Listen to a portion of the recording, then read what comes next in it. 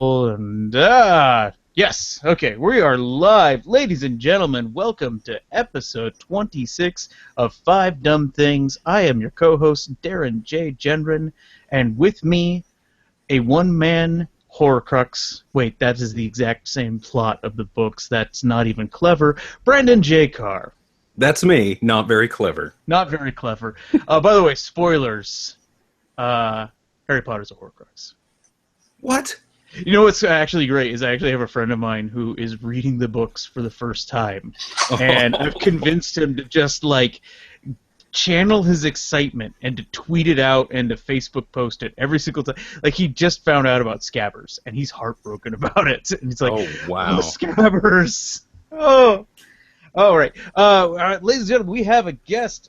We have a very awesome guest, and I'm going to refrain from saying awesome too much, but it is the best word. It is the word to describe you, sir. You are Ben Penrod. You are the founder of AwesomeCon. Yeah, thanks for having me. Woo.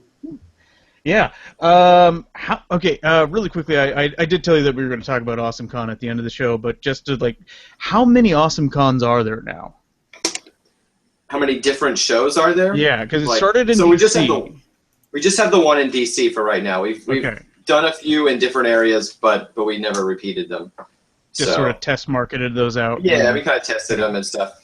But just the one in DC, it's pretty huge, over 50,000 people. Dang. So that's it. I remember when that show was a baby. Yeah, you were there the first year when we had when we were just in that one small room. So we used that room for tabletop gaming now. Wow. It was in that small room, and I say it was a baby, but I should point out it was a big frickin' baby. Very first year out the gate, I don't know if I've ever seen a convention hit the ground running quite as well as AwesomeCon did. It was amazing. We knew, all of us that were there, we were talking about it, we knew this was something special. Something started here, and we were very excited to be a part of it. So now we've brought you on board, so what you're going to be doing is you're our guest judge, and Brandon and I, we're going to be building cases for things that we think are dumb in movies, television, internet, gaming, and whatever. And you get to either question your life decisions that have led you to hosting and judging this, or you get to call us dumb. Your call. We'll find out soon. But we're going to throw 5 minutes on the clock. And I'm probably not even going to use all that because I'm still trying to figure out if there is 5 minutes of words to say this. Recently, an image came out, a trading card for Rogue One, featured Darth Vader. I don't know how many times I'm going to bring up Rogue One in the next few months, until it comes out. How many shows do we have until then? Probably about 10 shows until it comes. It's clearly going to be a big focus of my life coming up. I don't know, maybe Doctor Strange will take some of that heat, but right now, no, Rogue One, and I like right now where I'm at that I know very little about it, but then I realize I'm more excited about other things at the moment than I am about a Star Wars movie coming out. Whoa. So I'm going to freak out about it when December comes around. I'm going to be very excited, but some people are already freaking out about it, and today's freak out. Today's, maybe yesterday's, I really don't care. It was Darth Vader, the picture on the trading card, and they're instantly freaking out about how he's wearing his clothes. Yeah. Is he wearing his suit backwards? What's the problem? Apparently he's a little bit more casual Vader in A New Hope. Cargo shorts? No. The way you see him, very first time we ever see Vader. Yeah, the Proto Vader, the very first screen appearance. I think he got dressed drunk. He's wearing his inner cloak over his shoulder pads. And it's hilarious because I was reading this description of it, and they were going off he's wearing the cloak inside over the shoulder pads, which really slims him down. And I'm like, are we really? Is that our Vader? Is he going through a midlife crisis during A New Hope that he's just I'm putting on some weight. Black, it's thinning, but it's just not thinning enough. So I'm going to put the robes over the shoulder pads, and then the Death Star blows up, and screw it, nope. no, don't care what I look like. I'm just going to kill rebels the rest of my life. That's my job. Because Empire Strikes Back, he starts wearing the shoulder pads over, and then he has he has two cloaks. I don't know how much you've ever paid attention to Vader's thing, but he's got an inner cloak. He has the inner cloak, and then he has the shoulder pads, and then he has an overcloak over that, and then sometimes that cloak has a chain. Right. Now, so New Hope, he had both cloaks over the shoulder pads. Empire, Jedi, he had the cloak under the shoulder pads. And what freaks nerds out is Revenge of the Sith. Yeah, yes. Revenge of the Sith. There is, I forgot Episode 3's name. He's wearing the Empire Strikes Back look. Right. So, and now we're seeing him in Rogue One. They've decided to give him the same look that he was in Episode 3, 5, and 6, and not Episode 4. Even though Rogue One takes place in literally the minutes before Episode 4. So now people are like, so are we going to see him have a crisis of conscience? Are we going to see Imperial Tim Gunn show up and just halfway through the movie just no, let's put these like this? Will we just not care about continuity on this point and realize that it looks better to have the inner cloak under the shoulder pads? Well, I can understand why there would be something of a nerd freak out about this, because continuity, especially with the new canon, as we've discussed before, is important. And when you have a movie that is filling the gap between two movies that already exist, not filling it, but squeezing up against one of them. Yeah, exactly. It's basically this is a legitimate prequel to the original trilogy. And because, as they've said that this movie ends 10 minutes before New Hope starts, then you sort of have to have Darth Vader in the A New Hope costume, at least by the end of it. And maybe what we're looking at in these photographs is him somewhere in the middle. And then he slips into, this is the outfit I wear when I blow a hole in a door, pull up by the neck.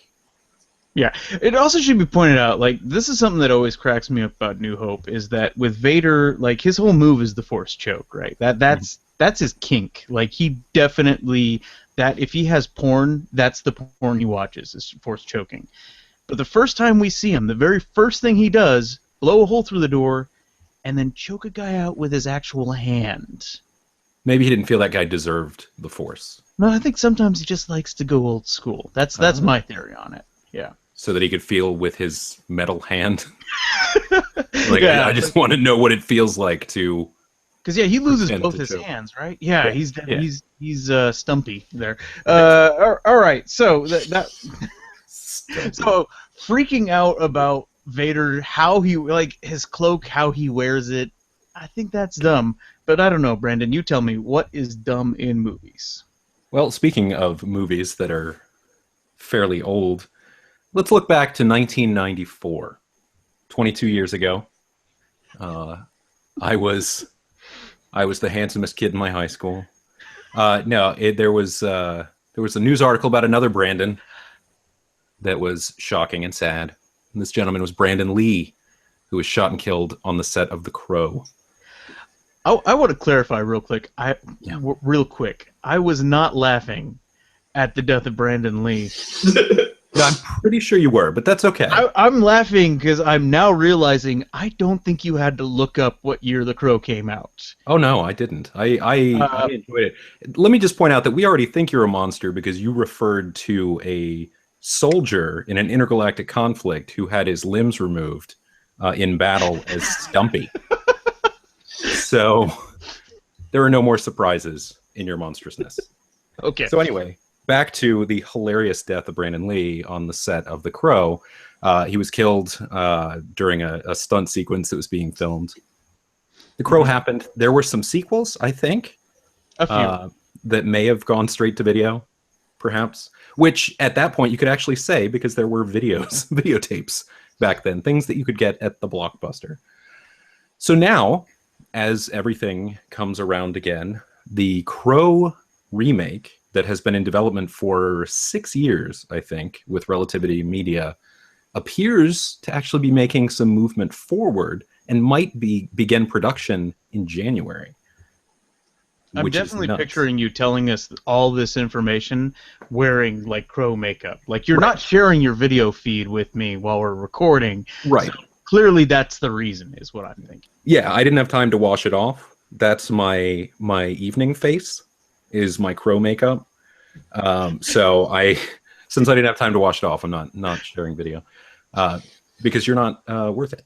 It's just how you put your kids to bed at night. It's just a little pull out the crow script, read from it, and right. I trace James O'Barr drawings of the crow from the original graphic novels. Oh, deep cut.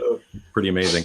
So anyway, here's a fun thing. So when you think of the crow, whether it be from the original comics or from Brandon Lee, he's kind of a lithe fellow. He's what you typically think of as a goth. Is very thin and very scarecrowy in a way. So currently, in the lead role, perhaps the last name that was bandied about was Jason Momoa, who is known for Khal Drogo. Cal Ripken in the Thrones games, and Aquaman, as our Canadian friends say. Don't also forget Space Stoner with a Shotgun in Stargate Atlantis. I don't know what that means. Yeah, so he's... Ben, I just want to check really quick. Have you seen Stargate Atlantis? I've not seen Stargate Atlantis. Okay. Listeners, you know it in your heart. That's exactly what his character was. He was Space Stoner with a space shotgun. That's almost perfectly his Atlantis, which is amusing to see him grow as a character actor as this Khal Drogo type guy, because he went from like the most chill of characters to the most angry. So maybe Aquaman will be in between. Oh yeah, could be. He looks pretty angry so far, but he does. I don't know if we're ever going to see Aquaman smile. Which, of course, when you think Aquaman, he's such a downer. But Jason Momoa is about 8.5 feet tall, weighs about 300 pounds of pure muscle. Not who I picture as the Crow. I'd like to point out Jason Momoa is actually 6'3" and 240 pounds. Now, I would like to believe that you did not look that up. I did not. Okay. All right. So your hunky actors trading cards are coming in handy. He happens to have the exact same measurements to a point as I do. If you only look at height and mass, I'm Jason Momoa, is what I'm saying. I can totally see that. Oh, yeah. His mass is just slightly differently placed than mine. That's all.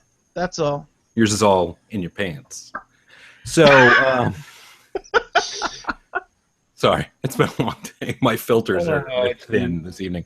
So anyway, I think that Jason Momoa as the Crow doesn't make a lot of sense. I'm sure, as with any upcoming project, it can be everything's in motion. They'll do their own thing, blah, blah, blah. I see someone more willowy as the Crow. Sure. That would be fun. I kind of want to see that now. Shia LaBeouf is the Crow. Well, he just went off on Steven Spielberg today, basically calling him a hack. So I'm sure he's gonna get out the "I'm sorry" bag soon to put on his head. Well, he was thrashing Suicide Squad and Warner Brothers. He was supposed to be in Suicide Squad because that movie apparently needed more crazy in it. Right. That was the missing ingredient. Oh. Could you imagine Shia LaBeouf and Jared Leto having a crazy off behind the scenes of that movie? I kind of want it. I know. Lie. I feel sorry for the movie that's going to die because of it, but I want it. I want it. All right, so, Honorable Judge Penrod, what is dumb? Is it the internet freaking out about the wardrobe choices of a Sith Lord, or is it the Crow remake? I think that's how it's going to be referred to with Momoa. Khal Drogo. Khal Drogo. That's dumber. No. So I think the freak out over Darth Vader is the dumbest thing ever, maybe. I think, just wait. We've got more topics to go.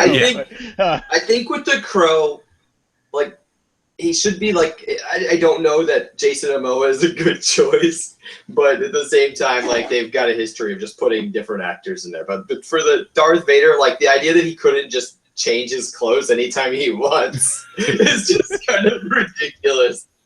He has a chamber built into a ship to change his clothes for him. Maybe the chamber gets excited every now and then. That's just his hat room. Maybe he's got more than one chamber and more than one ship. He's a very important guy. That's true, and he's very fashion conscious. He really is. I mean, he's a very sassy, fashion-conscious villain. Even though I'm pretty sure as Anakin, he wore a total of 3 outfits over the entire prequel trilogy. Well, he wasn't allowed to wear too much when he was a Padawan. And then as soon as he's a knight, he's all like, you know, I'm not really feeling desert brown. I'm going to throw some black leather on this bitch. Right. Yeah, so the Darth Vader costume is timeless. It has never stopped being a good costume. It's a great design. I think he's really into fashion, and you know, he's going to accessorize it differently sometimes. The fabulous Darth Vader. And you look at, like, and that was the other thing, like, this article that was really obsessing about the fashion choices of Vader. Apparently, New Hope, he's very battle-worn at that point. Like, he's been doing some stuff recently. But Empire rolls around, and he has got that thing just polished. Just perfection. Because, you know, he hasn't been doing much. He's kind of just waiting for the rebels to pop up on Hoth, and then he let other people deal with Hoth for a bit. Well, he has a polishing chamber as well. Which... Yeah. Oh, yeah.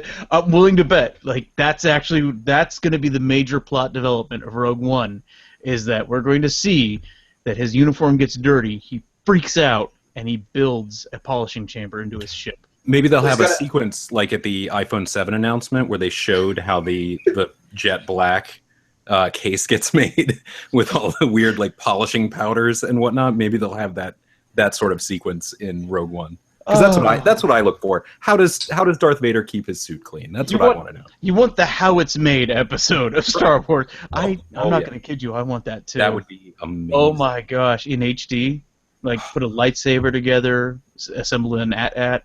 And I want it to be narrated by the guy who narrates how it's made. Yeah. That would be incredible. I'd like it. Oh, gosh. Now I'm sad because that's not something that's on television. And instead, we're going to talk about things that are dumb on television now. Boom! Segue! Did you see that segue? Yes, did you hear my snicker? I guess you didn't hear my snicker. Did you feel the segue coming on? Oh, yeah. You felt it coming on hard? I did. When did you realize that was a segue? As soon as you said that was something we'd never see on television. Because that's about when I realized it was a segue too. It's like, oh hey, I'm walking right into a segue. I'm also dragging my feet because I'm angry about something that's been going on in TV news. I'm going to be honest. I'm going to complain about something that I haven't seen, and I feel almost bad about this, except for the fact that it's the roast of Rob Lowe. Okay, I'm a stand-up comedian. I've been working on this for a couple of years, and like roast culture is part of being a stand-up comedian. I know I'm going to be terrible at it whenever I have to do anything roast-related, but I know a lot of comics that do this roast stuff, or they'll do roast battles. I actually know some of the comics that wrote for this show, and I currently hate them at the moment because I'm so sick and tired of what the celebrity roasts have turned into.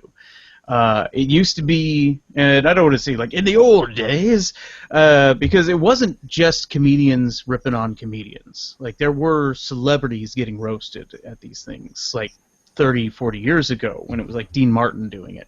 Like they were even, like I was even reading about Ronald Reagan's roast in the 70s. Mm-hmm. So it was different people, different walks of life. But they did always have comedians doing the material, doing the roasting.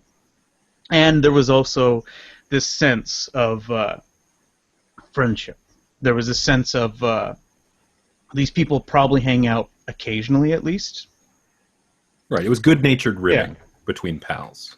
And sometimes some very cruel jokes, but there was like a line that you could sort of feel and nudge against. And like, there's a skill to delivering a joke. That's not something you just get. Like, you can deliver a line that's not the same as delivering a joke. And I can say this because I've seen many an actor here in Hollywood try to do stand-up, and more often than not, it's some of the most painful things I've ever watched.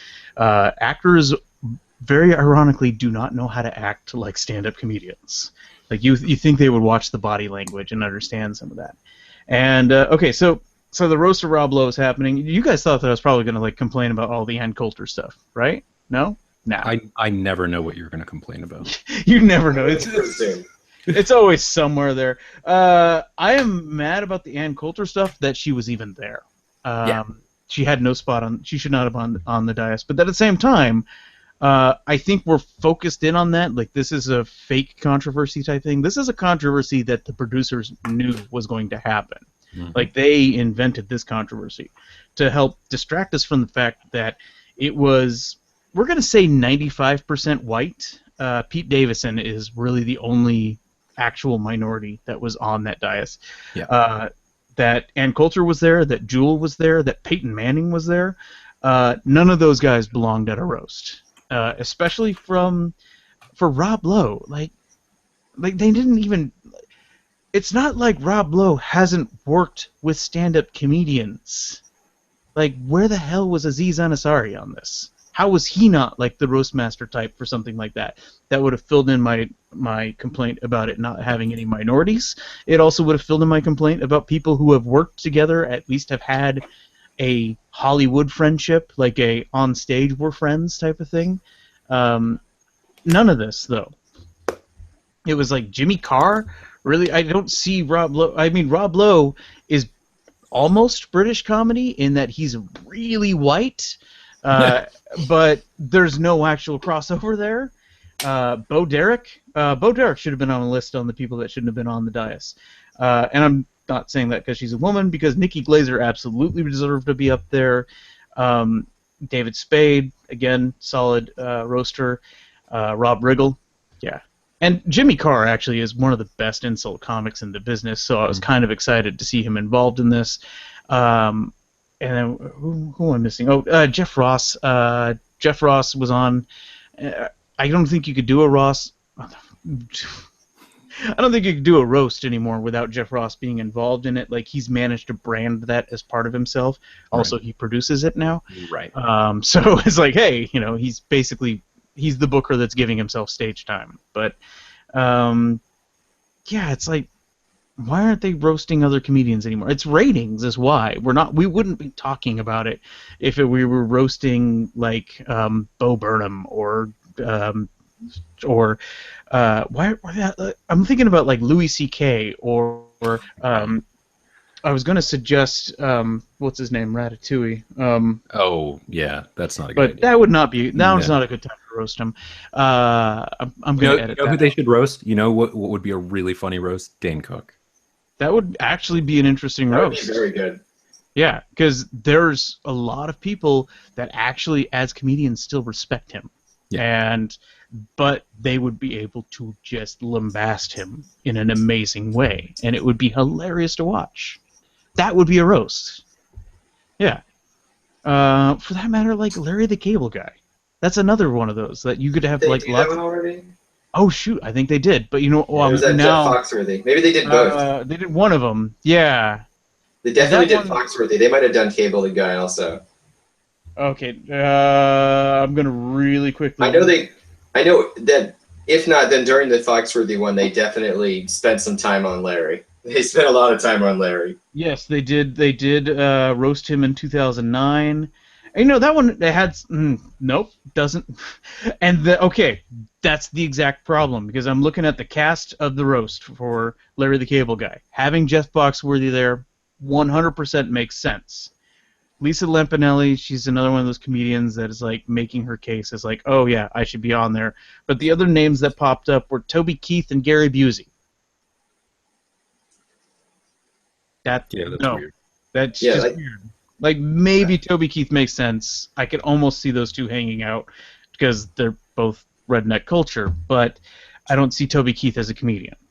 So there was also a roast of Jeff Foxworthy, and the roast masters were Bill Engvall, Ron White, and Larry the Cable Guy, which is pretty funny. That makes perfect sense to me. Among the roasters were someone playing George W. Bush and Gilbert Gottfried as Jeff's cow. I actually am going to look that up. And there was a pre-taped guest appearance by Dr. Phil. Now, this was 11 years ago when the ratings for the Comedy Central roast were not that big a deal. That was right before Pamela Anderson's roast. Right before all this celebrity bullcrap. Right. Yeah. And then Shatner, which was a funny roast. It was, but they also got people that worked with Shatner on the dice. Well, except that one actually that wasn't that bad because it was Andy Dick, who is a comedian, Farrah Fawcett, who clearly is not, Greg Giraldo, Lisa Lampanelli, Artie Lang, Nichelle Nichols, Patton Oswalt, Kevin Pollak, Jeff Ross, George Takei, who is a performer, who does he's done one-man shows before, Betty White, and Fred Willard. So that is actually a pretty good dais. Yeah. Then they had guest appearances by people, like pre-taped guest appearances where they just came in, laid a joke, and left, which maybe that's the way to go. Mm-hmm. Like, I don't need to see Leonard Nimoy get up and spend 5 minutes talking about how ugly Jeff Ross is, but having him come on. Honest, right now, that'd be really interesting to see. Well, he did die. Yeah. So that would be... Don't you want to see zombie Spock roasting people? I'd rather see Ghost Spock roasting people than Zombie Spock. We are way off topic. You know what? You tell me, Brandon. You tell me what is dumb in television. Sure. And yeah, so 5 minutes on the clock this time. Yeah, sure. I'll spend the same 5 minutes you did. So I've been talking about Netflix series a lot, from Stranger Things to Fuller House, etc. Netflix originals are really kind of setting the bar for really creative storytelling. And yes, I include Fuller House in that. One of their newer shows, which debuted a few weeks ago, at least half of the first season, is The Get Down. And we got the first 6 episodes of the Baz Luhrmann executive-produced story of the early days, or at least taking place in the early days of hip-hop. And, man, is it a pretty show. What's amazing about it is it takes place at least in the beginning, in the Bronx in 1977, which was the South Bronx was not a great place to be in the late 70s because there were fires going unchecked and the buildings were getting knocked down. There was corruption in politics. It was not great, but somehow the people who make this show made all of that despair look beautiful. In the same way that you can take a picture of a very sad person and that picture is still a very beautiful picture. So it tells the story of these kids in the South Bronx who clearly have no way out of the situation that they're in. You've basically got disco or gangs or disco gangs, which is sort of a thing. It's got a lot of interesting, very Baz Luhrmann visual splashiness to it that sort of comes and goes. There's one character in particular, Shaolin Fantastic, who is an up-and-coming DJ, who every time he moves either like with dance steps or like he's in a kung fu movie. And it's all very intentional and it's all very choreographed and it's very compelling. But you know what? You're not going to want to binge it because it's also very dense. Like I was reading an AV Club article about it, where they were saying if each episode was a potato chip and you just had to get through the whole bag all at once because you couldn't stop, then The Get Down is a very heavy dessert where you get through one, you're like, oh, I need to take a break. And then you move on to the next one because that's how it is. The pilot is an hour and a half long. And so it's basically a movie. There's a lot going on. You get to the end of it and you think, okay, I'll watch more tomorrow, as opposed to what happens now. It is very compelling. It's very beautiful.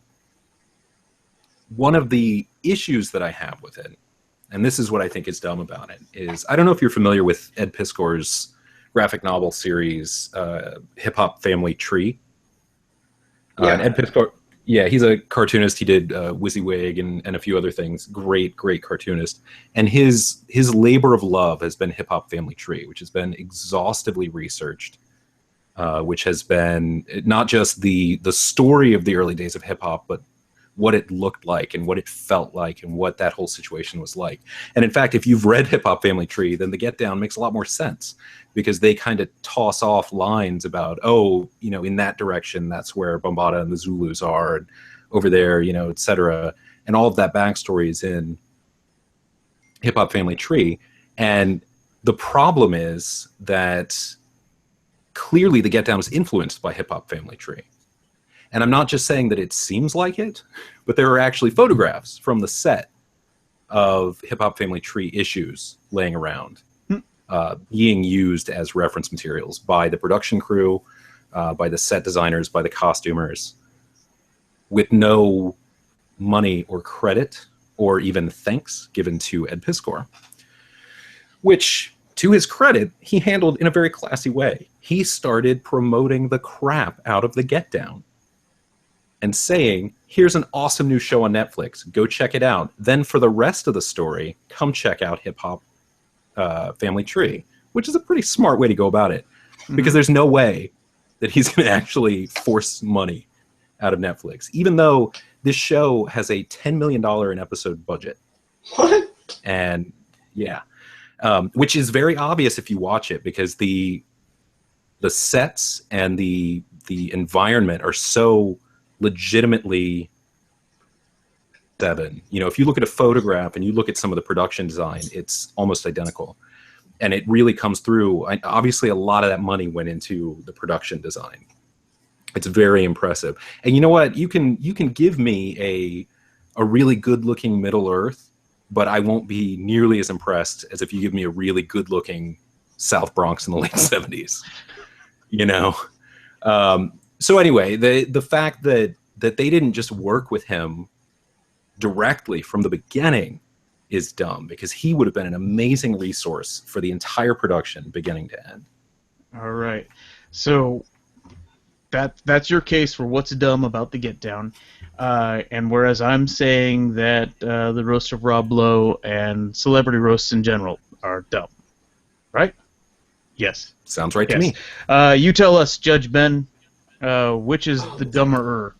So this is tough. This is really tough. So I hear what you're saying about the roasts, and honestly, I'm kind of like think it's just stupid that they roasted Rob Lowe in the first place. Like, I feel like they could have just done better than him. Mm-hmm. But Right. but really, it is. So I didn't know about the Get Down before, and I'll have to check it out. But I actually have read some of the Hip Hop Family Tree stuff, and actually that's actually kind of upsetting that they would just like blatantly rip it off and just kind of not say anything. You know, like it's obvious that that Ed's put in all this work and isn't getting anything back from it except for the value of his own self-promotion at the popularity of this thing. So I think, you know, that I think that's dumber just because that's kind of offensive almost. But he's I've met Ed Piscor once or twice, and he's like this super like kind of intense guy who's really, really dedicated to this stuff. So yeah. And, you know, I would like to add that I don't know for a fact that there's been no agreement at all. If there has been, it hasn't been made public. Like, they may have said, thanks, man, here's X amount of money, or we bought a crate of Hip Hop Family Trees to pass out, you know, whatever.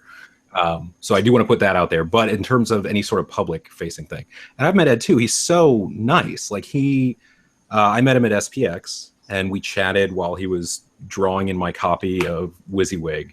And he seems like the kind of guy that you wouldn't want to screw over because he's so nice. You know, if he was just kind of a jerk and he was like, whatever, blah. But he really is dedicated to that material. Yeah. Okay. Yeah, I got no segues. Let's talk about what's dumb on the internet. I tried, but this, what I found dumb on the internet is so dumb that it just I could make a website talking about what it was dumb about it, and Warner Brothers could ask to have it pulled down.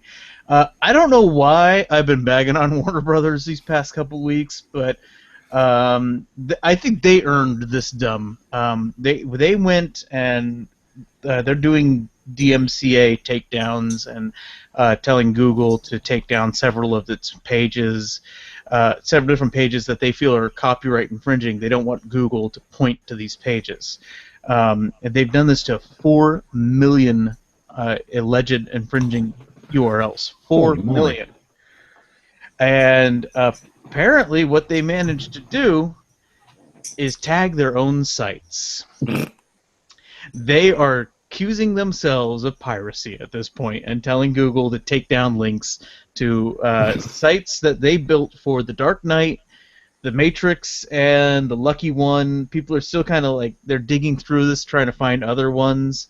There's some that go back to Batman Begins, like, because they were doing, I think some of these tie to Amazon store links, and others are tying to like alternate reality games that they did to launch these movies, and they just forgot that they're theirs. And they're like, yeah, these movies, these sites are infringing on these. I almost said these movies are infringing on these sites. That's where I was going with that. But well, yeah. along those lines, if the Lucky One is one, that might be on purpose, because that is a 20% Rotten Tomatoes score. What is that one? I'm blanking on that one. It's Zac Efron and Taylor Schilling. He's a U.S. Marine sergeant who returns home from his third tour of duty in Iraq with the one thing he believes kept him alive: a photograph of a woman he doesn't even know. Oh, it's like was it even his buddy's girlfriend? I think that's what they find out in the end. Like, I mean, when they finally meet, he's like, "Oh, I'm so and so." He's like, "Oh, that's my." That's my husband or whatever. Yeah. That was definitely the movie of a guy that was jerking off to a photo for a really long time and then tried to go hit the real thing. Yeah. Right? Yeah. Yeah. 20, pretty much. Yeah. Why is this a 4.5 out of 5 on Amazon.com is what I want to know. Amazon, what is your problem? It's a 6.5 out of 10 on IMDb, and Roger Ebert gave it 2.5 out of 4 stars. Which is higher than I would have expected. I guess that's because he had to watch it and then was like, oh, hey, it's not terrible. It's terrible. It's terrible. I think he got Stockholm Syndrome by that one is what I'm saying. Gosh. Oh, it's based on a Nicholas Sparks book. Nicholas Sparks book? Wait, I don't know Nicholas Sparks. Oh, yeah, you do. He did all of the movies like that. Or he wrote the books. Hang on, I'm trying to find the list. The Notebook, A Walk to Remember. Guy. He's the Notebook guy. That's the one that really jumps out. Safe Haven, Dear John, The Last Song, The Best of Me, The Lucky One, The Longest Ride, A Walk to Remember, The Nights in Rodanthe. Message in a Bottle. Yeah. I feel like I could make these titles. I could come up with these titles pretty easily. Yeah. Yeah. And all the covers to all these movies are almost the same damn picture. It's like, we're kind of thinking about making this a Harlequin romance novel shoot, but we left the shirt on for like at least 30 seconds. That's well, I heard a comedian refer to his genre as white people in love. That's very accurate. Yep, this is definitely rubbing 2 loaves of white bread together. Yeah. Yeah. Okay, so yeah, Warner Brothers suing themselves. The thing, like, is this just like their best case scenario to hide their like do the Hollywood accounting as best as possible to like sue themselves and then charge themselves fees to like just no, it's dumb. Yeah, I think either some interns or an automated system or both just went on a late night Monster Energy drink fueled spree of just clicking site after site without really paying attention. Well, to get to 4 million, there's definitely there's some automation there. Yeah. All right, Brandon, you tell me what's dumb on the internet. Sure. And I'm going to list this as internet because this is how I found out about it. This is how most of the reaction. That's basically almost everything that's on the show, isn't it? I know, but you know what? I only had so many things to talk about today. So, and actually, the apology that followed came only on the internet. So Okay. I will. There were some ads put out by a banking company called Wells Fargo that came out fairly recently, where I believe this was at a recruitment fair or something.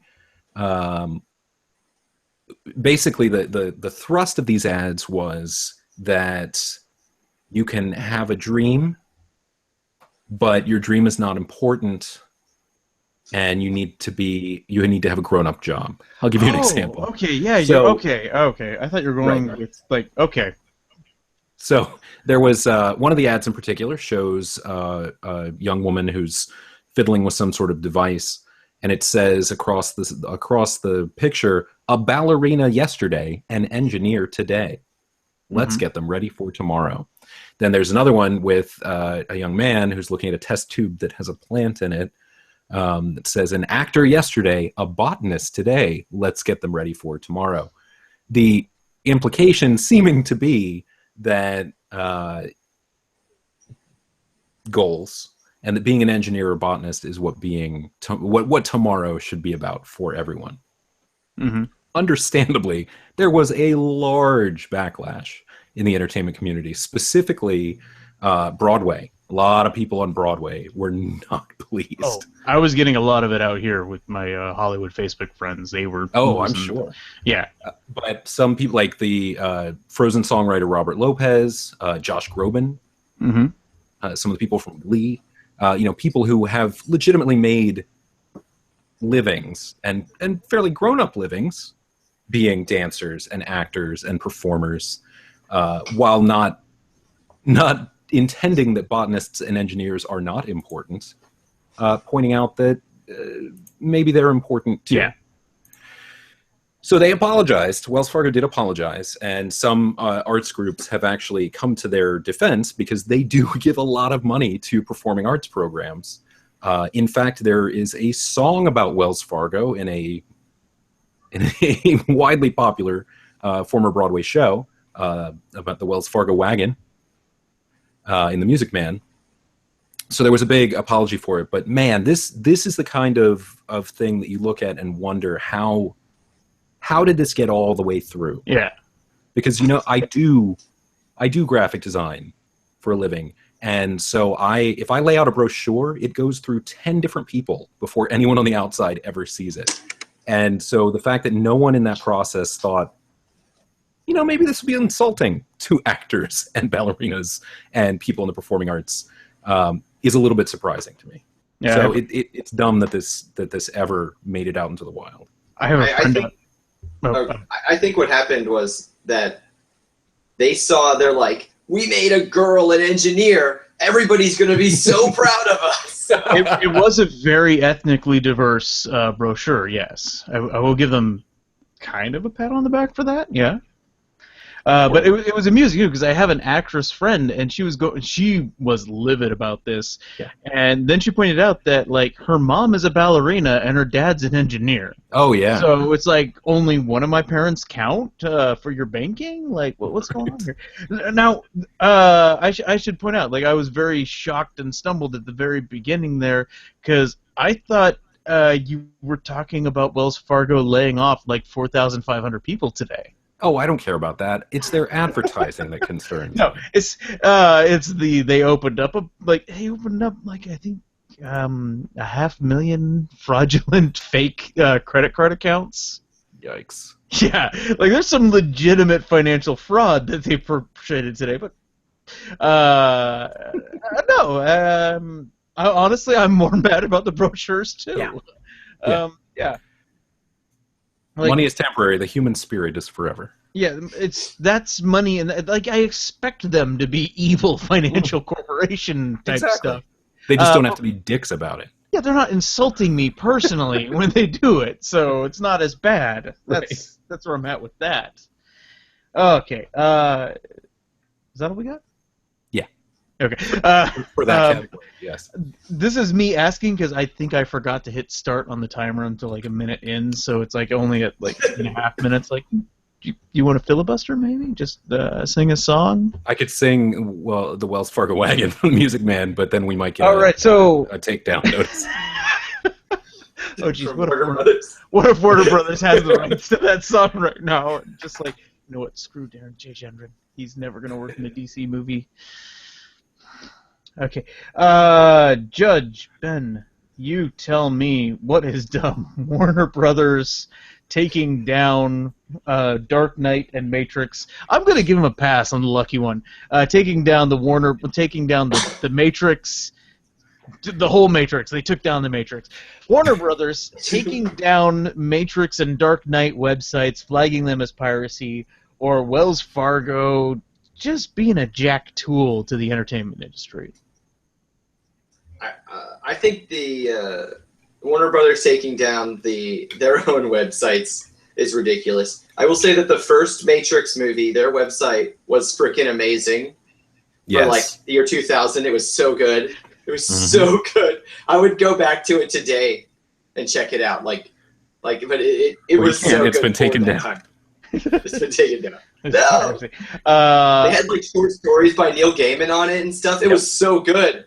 I remember that. That was an amazing, especially like you said, for that time. It was so deep, and it had all these moving parts. I think it had audio, sort of an ambient audio sound to it. Now, did we all have that as our screensaver? I'm sure. No. You mean the streaming numbers thing? You didn't use that as a screensaver? No. Okay. Yeah, it was Brandon Lee, wasn't it? Yeah. Oh, yeah. It's just feathers. It was feathers falling down, and right. That's what it was. And also, we dodged a bullet. Apologies to Brandon Lee, because son of a bitch. Sorry, that was unintentional. Anyway, we dodged a bullet. The Music Man film rights distribution rights, Warner Brothers.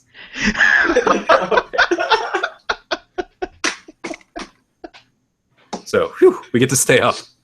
Okay, we're surviving. We're making it. We make it to another topic, and that topic is gaming, ladies and gentlemen. I was talking about that's not really a segue. That's just me ham-fisting into the next one. I've got to go with. Oh, I almost said Pokemon Go. Oh, yeah. no, for you.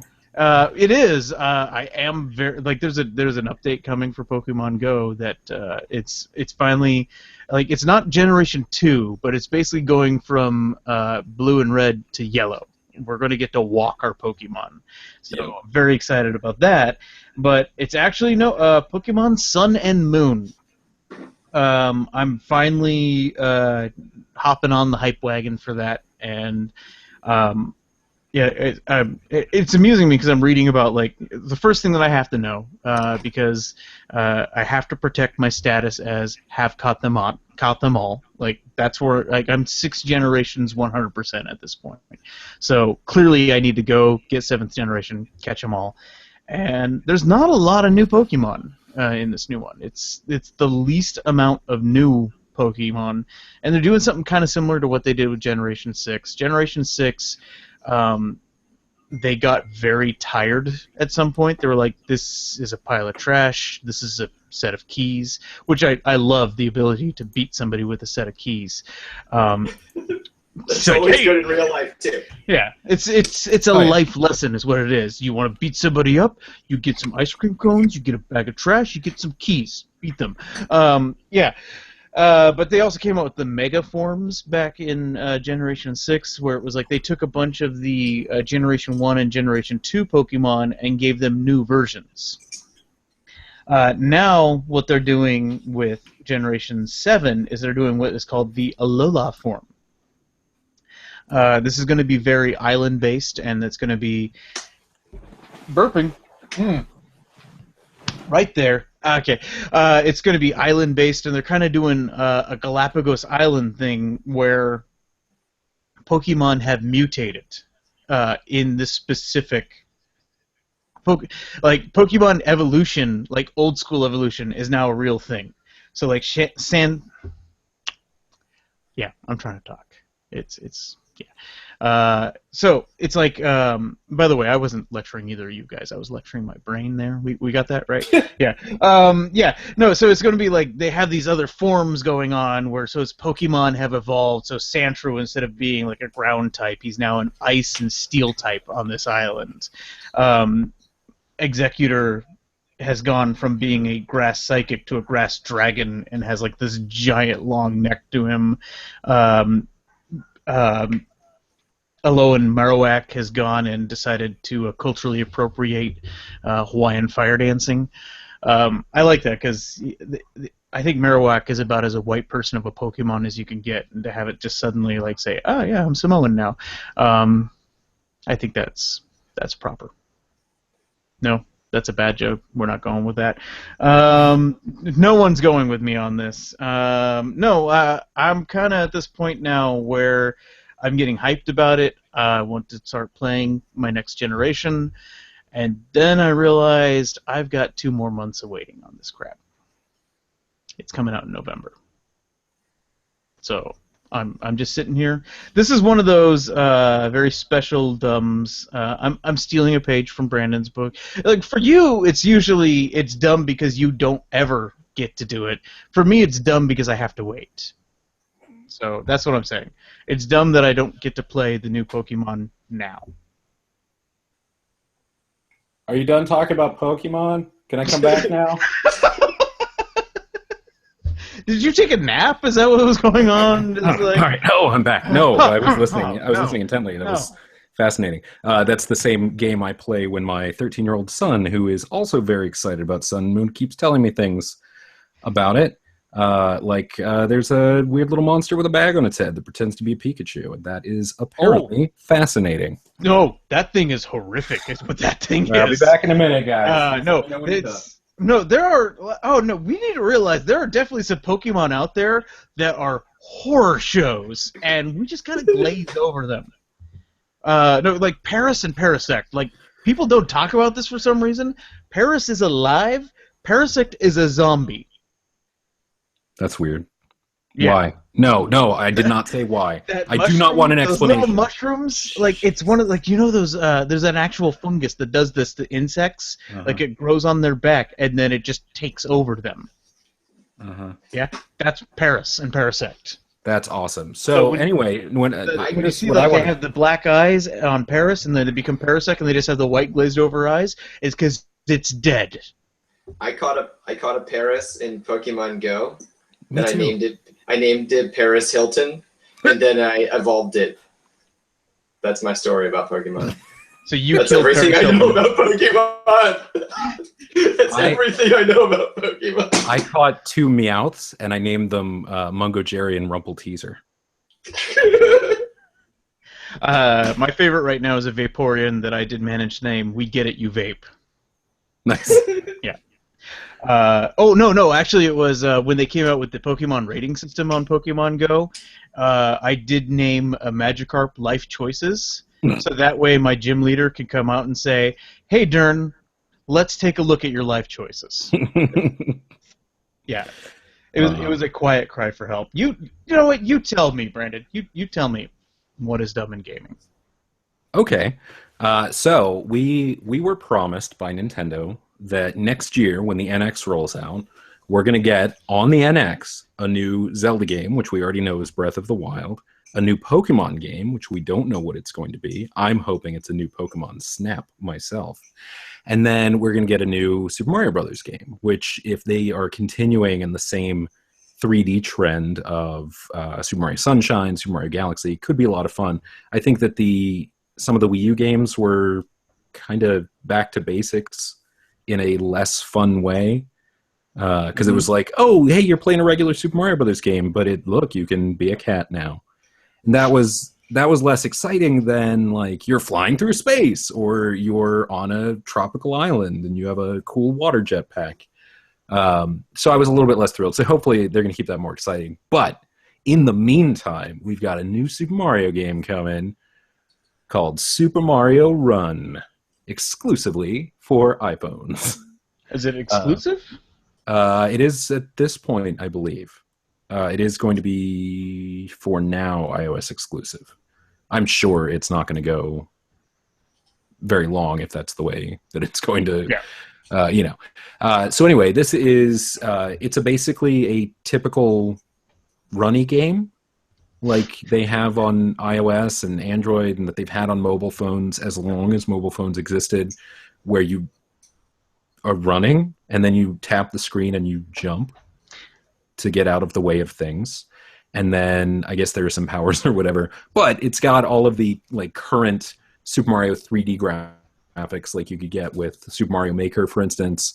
It looks very much basically like you've made a really long level where you never stop moving in Super Mario Maker. So it's like, what is that, Tomb Raider or something? Is Geometry Dash for Mario?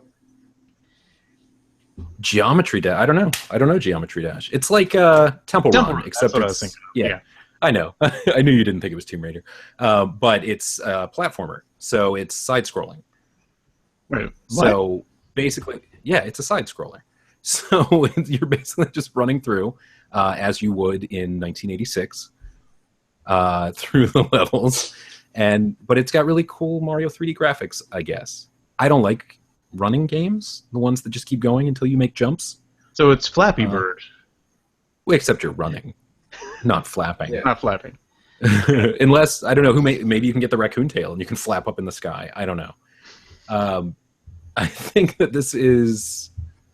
I mean, it's great that Nintendo is doing more on mobile devices. You know, they said a year ago or whatever they were going to start moving into the mobile arena. So far, we have Miitomo, which I guess is still fun. My little house in Miitomo is gathering dust. I do pop in from time to time to see what kind of outfits there are.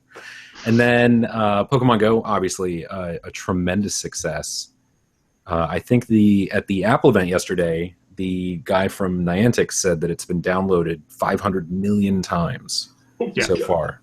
Yeah, which is crazy. So I think still it's not available in all regions. Yeah, right. So I think it's, if they're going for simple casual gamer stuff, I guess a runny game is the way to go. I would love to see something using the Zelda franchise, obviously, because I enjoy the Zelda stuff more. You could almost do an augmented reality Zelda game where you're looking for, I don't know, coins in the grass or whatever. Just or rupees in the grass. The grass for real? That would be all, as you're mowing, like you mount your phone on your lawnmower or whatever. And you go around for making clay pots. Exactly. You go around clay pots. pottery. Let's just say for a moment, if it actually used the gyro inside of a phone and actually used that as the swishing of a sword. Yeah. For augmented reality, how cool that would be. That would be neat. But Mario running is cool too, I guess. No, it's not. I think that for what really is Nintendo's third mobile gaming outing, it's a little limp. Now, I have not seen a lot of the gameplay. I have not played it clearly because it's not out yet. One thing that I think is really interesting about it is it's going to be a pay once, no in-app purchases type game, which leads me to believe, obviously, we're going to have to pay for it right out of the gate, as opposed to having a light or a demo version. But also, I kind of like the idea that there's no in-app purchases for it. That it's, if it's, say, $5, then, and it's a better game than it is, then it seems like it would be worth it. Man, that's. I know I'm not being very fair to a game that I'm not terribly familiar with, but it's. I don't know. I don't know what it is about mobile games. I have trouble paying money up front for them. It depends on the game for me. There are some that I have paid for up front because either I know the studio behind it or I've played other games in the series. For instance, the early Lifeline games, I don't know if you've played those, where it's like a text-based... it's like you're getting communication from someone who is either like in a magic realm or on another planet or whatever, and it's like they're texting you. And you have to tell them what to do, basically, like give advice on how to handle different situations. And it's really engaging. and it's about 3 days worth of like solid gameplay, because they eventually, they'll need to sleep, or if you tell them to go a certain distance, then they'll say, oh, okay, I'll let you know when I'm there, and then you'll get a notification. Like that's pretty cool. And there's some integration with the watch where you get some notifications on that too. Like that's really smart. Like that's a really smart thing, and to me that's worth $2, because then I can go back and play all the different other options afterwards. Like that's a $2 upfront game to me. I think if it was like $1 or $2, I'd be tempted. That's close to my threshold. I think I paid $4 for Card Wars, the Adventure Time card game, when they came out with a version of it, because it felt to me that was the way to play it. Okay, so you're just saying that it's potentially dumb, though. That Super Mario Run is potentially dumb. Right, that they could have done better. I'm not mad, but I'm disappointed. Let's be honest, this is the weakest pairing of dumbs that we have on the entire show. It's true. Yeah. It is a mobile handheld telephone game. Super Mario. It feels weird calling it a telephone game. Super Mario Run. Is Super Mario Run potentially dumb, or is the fact that Darren can't currently play Pokemon Sun and Moon dumb? I feel like both of these are like the dumbest arguments. But I think that if I have to make a choice, I guess the Mario thing is dumber, just because it just seems like that you expect a certain quality from Mario, and there's no way they're gonna deliver it. Yeah. If you haven't played, it sounds exactly like Geometry Dash, which is kind of like any of those other games where you just run and jump. Except Geometry Dash tricks parents into thinking that it's about math, when really it's just a regular side scroller runny game, but you're just playing with shapes instead of a character. Right, exactly. It's the kind of game that if you're getting into game programming for the first time, every tutorial teaches you how to do it. Yeah, it's one of those games where it's like anyone could do it. They just happen to have all of the 3D models for the Mario guys. Okay, so let's crank this up a notch. This is weird, because etc. is usually the category that we half-ass, and I think we just half-assed gaming. Like there's nothing going on with gaming right now. It's very empty. But etc. dumbness, wow. Full ass. We are going with the nuclear options of dumbness on etc. here. I'm going to first off just read the headline of what I'm going with is the dumbest thing this week. North Korea bans sarcasm because Kim Jong-un fears that people only agree with him ironically. First off, when did Korean hipsters become a thing? Like, I thought that we were sheltering them from that. So, like, I'm really picturing, like, I really want to see a North Korean Pyongyang waxed mustache, tight pant wearing hipster saying, "Oh yes, he is greatest. He is the greatest leader out there. He is awesome."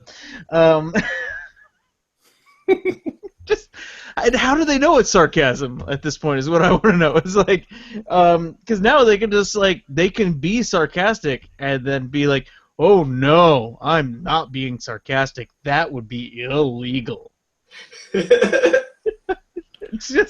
like he got his hands on some like American sitcoms. He's like, "I don't understand. Why is this funny?" And someone explained sarcasm to him, and he was like, "Oh no, I know that tone. I want Chandler Bing dead tomorrow." Bring me the head of Matthew Perry. No, it's Chandler Bing. Bing. There is no Matthew Perry, according to Kim Jong-un, and no one wants to explain this to him. Right. Ban the documentary Friends. Yes.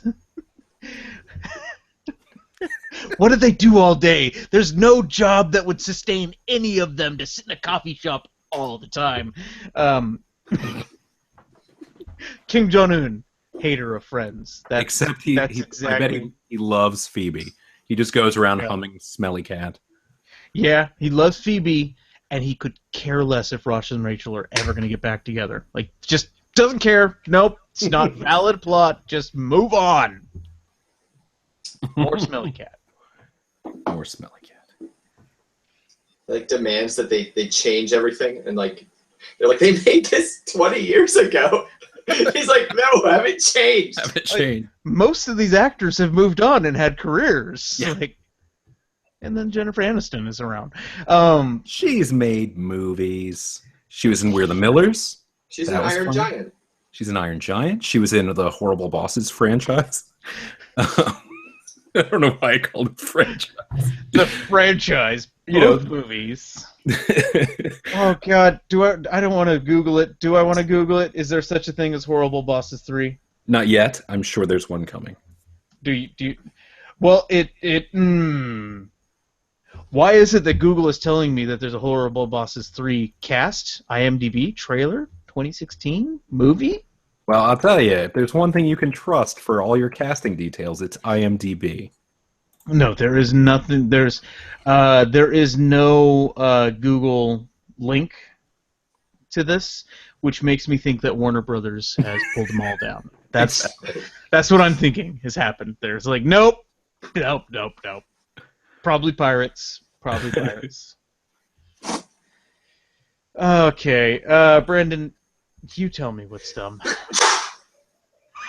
Gesundheit? What was that? I'm sorry, I just sneezed. I'm sorry. Oh. Sorry.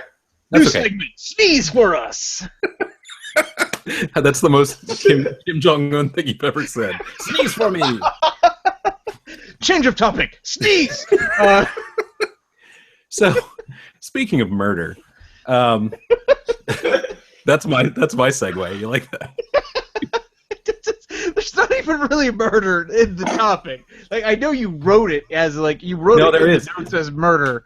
There's been a murder. There's been a murder. There's been a murder in Cupertino, California. Apple, they're a hardware company, I think. They make phones that are fairly popular. I'm actually holding one right now, but I'm going to put it down because I need to pay attention and stop playing Panda Pop. They not even Pokemon Go. They announced yesterday the iPhone 7, which is their next generation of telephonic hand toy. And telephone? telephonic hand toy. That's my Victorian way of introducing it. It's very shiny. It's very pretty. The Plus version has 2 cameras, which is neat. One is a regular and the other one's telephoto. So you can actually get an optical zoom, which is not a thing. That's what that was? Because I was thinking when they were saying 2 cameras, I was thinking that they were talking like one faces forward, one faces back. Oh, no. In that case, it's got 3. Okay. So like, I really was confused by that because I didn't watch anything about it, and they're bragging like, "Hey, the iPhone 7's got 2 cameras." Like, it's got a screen. I thought they had 2 cameras. Like, okay. No, this has 2 that are facing outwards. One that is like a 1 times optical zoom. The other one is 2 times optical zoom. Because if you know anything about optical versus digital zoom, digital is to be avoided at all costs, and having any sort of telephoto lens in an iPhone is new. One thing that I read though is there's no in between, so there's no 1.5 optical zoom because they're set, they're fixed. So, and someone was like really vocally complaining about this, and all I could think was step forward. Like, I don't understand how it can be that big a deal that you don't just take 2 steps forward and you've closed the gap. Anyway, speaking of ridiculous complaints. So one thing that they've removed is this is the first iPhone to take out the 3.5 millimeter headphone jack, which has set the internet on fire. They murdered the headphone jack. They murdered the headphone jack. Now, this is not the first phone to do this. There are Android-based phones that already have gotten rid of the headphone jack, but no one cares because they didn't announce it at a big thing in San Francisco with Sia doing a performance at the end. So this is causing a big problem because now there's only one external port, which is the Lightning port. A lot of people are saying, I like to be able to charge my phone and listen to stuff at the same time, which currently you cannot do with the setup as it exists, unless... I was going to say... Don't interrupt me. Trust me, I've been having some long Facebook conversations about this since yesterday. Unless you get either a standard Bluetooth wireless headset or you upgrade to the AirPods, which are wireless devices that use the W1 chip, which is a new proprietary, basically it's a Bluetooth on steroids. These AirPods have all sorts of fancy stuff baked into them. There's an accelerometer, so it can see basically like how your jaw moves when you're talking. They essentially look like the device Uhura wore on Star Trek, the original series, but without the big like honeycomb. What's the thing called? The honey thing that's always on the Honey Nut Cheerios commercials. It's like a spoon. It's a honeycomb. Is it? Is that? But no, like the wooden spoon thing. Yeah, that it has like it's like 4 discs. Anyway, that's a honeycomb. For the love of God, please edit that out. It's like the things that Uhura wore on Star Trek, but without the big bulbous thing at the end. Both sticking out of your ears, like internal earrings that you wear all the time. I do want to point out they did come out with another cable, like not just the regular. I'm not done. Okay. I'm not done. So that is the upgraded version. Now, if you buy the iPhone 7, you also get regular earbuds with wires and an adapter that goes from Lightning to 3.5 millimeter. Although you still can't charge and listen at the same time if you're doing that. However, for I believe $30, Apple themselves are selling what's basically a little dock that you slam it into your Lightning. Well, don't slam it. That's a bad idea. That you slide it ever so gently into the Lightning port, and it actually gives you then a Lightning port and a 3.5 millimeter slot. And I'm sure that there's going to be. Okay, I see the face you're making.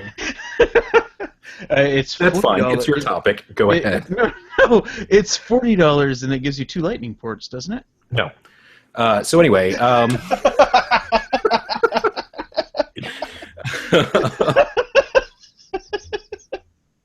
okay. Something. Maybe it's a wishful thinking device that's coming out in the future. It's credited to Apple. It had both. So now, one thing people are complaining about with the AirPods is that the AirPods require an iCloud account because it syncs it through all your devices. And anyway, people are finding everything to complain about with regards to this. And one of those things is the fact that Phil Schiller, the design guy at Apple, basically said they're doing this because of courage, because they have the courage to move forward. And while I think his phrasing was a little aggressive, along the lines of Steve Jobs, "You're not holding it right," when they were challenged about the placement of the antenna in the iPhone 5. But at the same time, that's kind of true, because I've seen a lot of. I haven't seen a single argument yet that I haven't thought has been anti-innovation, where I see what they're going for. And part of what I've heard also is that, people saying, like, why didn't they perfect this first or perfect that first? Why are they making this leap without making everything perfect first? And all I can think is, like, that's not how it works. Mm-hmm. And for people who are complaining that you can't get the same type of audio quality through this W1 chip that you can through an actual 100-year-old technology that's stuck in the bottom of every phone and takes up a lot of internal real estate, my question is, how do you know? You haven't used it yet. No one's used it yet. And the people who have developed W1 devices, who happen to be part of Beats, which happens to be owned by Apple, they're some of the top audio hardware designers in the world right now, and they know what they're doing in terms of putting things together. So I think that the people just saying, like, I want my pluggy any stick because it's what I'm used to, well, innovation is uncomfortable and occasionally mildly inconvenient. So I think that the overall response and people freaking out and not trusting Apple with innovation is dumb. Yeah, so Belkin did come out with a splitter that has 2 Lightning ports for $40. That's not the one I was talking about. Okay, I just want to make it clear that does exist. I'm not crazy, at least on this particular topic. I was going to say, that one does not define the other. Yeah, okay, so, yeah. Judge Ben, you tell me, Like I said, you were thinking that you had the dumbest ever. Instead, we threw at you, and these are the titles according to our notes: North Korea bans sarcasm, or Murder of the Headphone Jack. So I could go on for like 10 minutes ranting about the headphone jack. Like I'm really upset by it because I was going to upgrade to the phone, but it's I can't. Yeah. It won't fit in my running belt with the lightning cable. Like I need an L-shaped cable that turns. Like I need that, or unless it won't fit in my running belt. Unless you get wireless headphones. But here's the thing. I've tried wireless headphones. They're either prohibitively expensive or they don't work. And the wireless, they're like $140. I'm going to lose them / break them. Mm-hmm. There's no way I can spend that much money on headphones. I go through 2 pairs of headphones a year because I'm running in them. I run over 1,000 miles a year. Yeah. And it just and maybe my situation's a little weird, but it can't, it doesn't work for me. I need a cable that's going to be able to turn. The lightning cable doesn't turn, and it won't fit in my running belt. I can't use it. It's just I just can't even use it. But then I was looking because I do need to upgrade my 5S, and I found that there's an iPhone SE which I didn't even know existed, which is that's what I have. It's exactly the same size as my 5S, which I really like, but it's not going to run super slow whenever I update it. So I just found out about that tonight, so I'm really psyched about that. I highly recommend the SE because I went from the 5S to the SE, and it's like using the same phone, but it's like I gave it gamma rays. Yeah. So I think I hear you about it's innovation and it's moving forward, but I'm like, I don't like this. It worked fine before, and the solution is just so fucking expensive. So it's just so expensive. It's like $140 or something like that for these 2 tiny things that are definitely getting lost. Oh yeah. Well, and let me add this as a little asterisk to my whole point. That I don't think the complaints are invalid. Like I've heard actually the running belt thing several times from various people, and how it then is not compatible with the running thing. Now there are some W1 Beats like running specific headphones that they're putting out, but they're like $160. But my point, and you are actually approaching this in the most sensible way, is that there are other phones to get that are still within the Apple line. So if you're someone like me that has a Mac and an iPhone and an iPad, if you are already within sort of the Apple machine or whatever, then you can get the SE or the 6 or the 6 Plus, because all of those have been upgraded at this point as far as storage size, and you're not going to get left behind, because I guarantee you that by the 8, the iPhone 8 or the iPhone 7S or whatever, they're going to take a lot of these issues into account, and things are going to get fixed. So I don't think that it's not the complaints to me so much as the lack of faith that eventually it's going to be taken care of. And you were doing the best solution, which is to don't buy it. Like that's my whole thing. Like if it doesn't work for you because they're making this change, then don't buy it. There are other options even within the same company. So I think you're doing the right thing.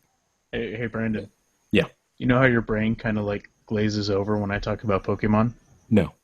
That's what I do when you guys talk about it. That's fine. Yeah. So, which is dumber? Is it North Korea banning sarcasm or the murder of the headphone jack? Well, I don't think complaining about the murder of the headphone jack is dumb at all, because I've been doing it for the past 2 days.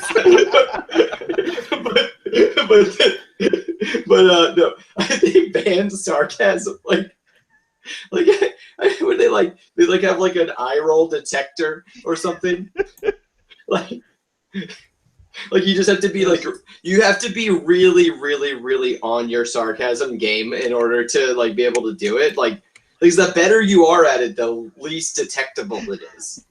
Right. Oh my God, they're gonna have the driest sense of humor.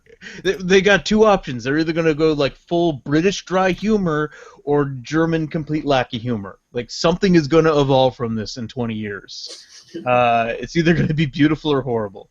Probably horrible. Okay, so let's recap the show really quickly. What we have found out that Darth Vader is dumb, the Get Down is dumb, Warner Brothers is dumb, Super Mario is dumb, and North Korea is dumb. Is that right? That's about right. Yeah. Yeah. Let's move over to follow-up dumbness. We got a couple things on the docket here. You were mentioning it with the Apple Shrimaravel. That's not actually a word. I made it up because it felt right. I just decided to put some noises together. That Pokemon Go has got a big thing coming out for the Pokemon Watch, where you can like the Pokemon Watch. Did I call it the Pokemon Watch? Guess what it is to Darren? Because I'm seriously like wondering if Samsung Gear is going to get a similar program for their watch, and if they do, I will seriously consider getting a Samsung Watch just to like keep an eye on my eggs as I'm running. That's a thing that's going through my brain. And you want to take the next follow-up dumbness, Brandon? Yes, actually, I talked about Gallivant way back in one of our first episodes, possibly the first episode. I don't remember. That was many months ago. My brain doesn't work like that. It was canceled. By the end of the second season, it was canceled. But both seasons 1 and 2 are now available on Netflix as of sometime recently. Netflix read my mind and sent me a notification about it. So it was a surprising Netflix notification about something other than a stand-up comedy special. Mm-hmm. So that was exciting. But anyway, I encourage everyone to go out and check it out. It's never coming back, I'm sure, but it's still a lot of fun to watch. And the second season involves a dragon, so it has to be good. Ben, have you seen Gallivant? No, I have not. It's on Netflix. Go check it out. But before you do that, I would actually, and I forgot to put this follow-up dumbness, I hadn't finished watching it last week. I did now. Jonathan Strange and Mr. Norrell, fantastic. Just go see it, 7 episodes, and it will be back. There will be more, theoretically. It just probably in like 4 years. And it'll be like 4 episodes, and then next year they'll do another 5 episodes, and then 7 years after that they'll do another episode. Because BBC. Yeah. Let's move on to our shameless plugs really quickly. I will be performing at the Long Beach Comic Con as part of a show called Cosplay Comedy. I've been having to explain this recently to a lot of people because I am suddenly not bearded and not hairy, because I'm getting ready to be Voldemort for this show. Like, I got my prosthetic piece for it. I've been writing jokes specifically for this show. It is going to be a blast. It's going to be just, if you're already going to Long Beach Comic Con, that is next weekend. I will maybe punch it. No, I'm not even going to do it. I'm not even going to pretend that I'm not lazy. Long Beach Comic Con, which is Long Beach, California, cosplay comedy panel. It'll be the Saturday. Brandon, is there anything that you would like to shamelessly plug? Sure. Actually, I'll be just probably later this evening starting plans of hosting a live version of this show at AwesomeCon next year, and along with a whole string of very funny nerdy comics. I think that sounds perfect. Don't you guys agree? Doesn't it sound great? Listeners, send emails to Ben Penrod. That sounds good. I could probably put you in touch with somebody who can make that happen. Okay. That plug was a heavy emphasis on the shameless part. Yeah, exactly. Which actually then brings us to Mr. Ben Penrod. Is there anything that you would like to shamelessly plug? Yeah, so I run AwesomeCon. It's a Comic-Con in Washington, D.C. It's June 16th through the 18th of next year. Tickets go on sale in September 30th, so in a few weeks. It's coming up. We should also have some cool announcements on September 30th about celebrity guests and stuff like that. We just signed somebody very cool today. I can't announce it, but just very exciting. Who? You've already had some announcements, right? Yes? No, we haven't made any No. announcements yet. Nothing official We're yet. saving Okay. them for the Okay. for the special day when tickets go on sale. Okay. I also go ahead. For example, who did you have last year? For example. Oh, Just so give you an idea of the kind of guests we have. So like last year we had Bill Nye the Science Guy, we had Peter Capaldi from Doctor Who, we had Jenna Coleman also from Doctor Who, John Barrowman from Arrow, Doctor Who, Torchwood. We had Robin Lord Taylor from Gotham. He's the Penguin. We had Michael Rooker from Walking Dead and Guardians of the Galaxy. We had Carl. Sorry. Yeah, we had Carl Urban, who was in everything, even though I've never seen him in anything. I've never seen anything he's ever been in, but he's in everything. No. It's weird. You've seen Star Trek, right? I have not seen any Star Trek ever. Wait, Okay. whoa, hold on. First off, it's actually Star Trek Anniversary Day too, so we picked the perfect guest for that, which is great, is because the other possible guest host that we were going to have today has also never seen Star Trek, as far as I know. It's just, I mean, I may have seen a couple of random Next Generation episodes, which are there's always one on somewhere, but I've never actually watched. What's that? Lord of the Rings. Was he in Lord of the Rings? Yeah, he was the writer horse guy. of Rohan. Yeah, writer. Is he in the Hobbit ones or the Lord of the Rings? Lord of the Rings. Oh, then I have seen those, but I didn't know it was him. He has a knack for blending in, and he's done so much. I'm a very big fan of Carl Urban, and I feel that we need to have a Carl Urban Appreciation Day where we just talk about how great of a nerd actor Carl Urban is, because I love that man. I really do. All right, so we got the announcements, we got the ticket sales. They're coming. AwesomeCon, awesomecon.com, right? Yeah. Let me say that correctly. Yeah. AwesomeCon.com, right? AwesomeCon.com, yes. Yes, that'll get you there. And then I've got a very small one-day show called the Annapolis Comic-Con on September 18th. Yes, that's your. I want to say that's the first show you used to do, right? Yeah, that's how where I kind of started off running shows. It's a tiny little show in the Crown Plaza in Annapolis, Maryland, and it's I don't know, a few hundred people, maybe 1,000 if we're lucky, and just one day, and it's gonna be just basically everybody there selling comics and wearing costumes. It's gonna be super fun. Oh yeah. All right, so we're going to wrap things up real quick. We're going to have next week, our guest judge is going to be James Hatton, currently still, I think he's still, I don't remember. Next week, our judge is going to be James Hatton, a man who does a lot of different things on the internet, and we will find out exactly which things he is still doing. He's a guy that I got to know when he was making a comic out of dots. So we will talk more about that and other things. Oh yeah. I am again screwing up I'm doing this every single week. I read the intro. Yeah, it's a tradition. I read the intro as I'm trying to do the outro. All right, so ladies and gentlemen, you loved this episode. Admit it, you liked it. So go on to iTunes and Stitcher and comment on it, rate it, subscribe to us. And for Brandon J. Carr and guest judge Ben Penrod, I've been Darren J. Gendron, and we've been really, really dumb.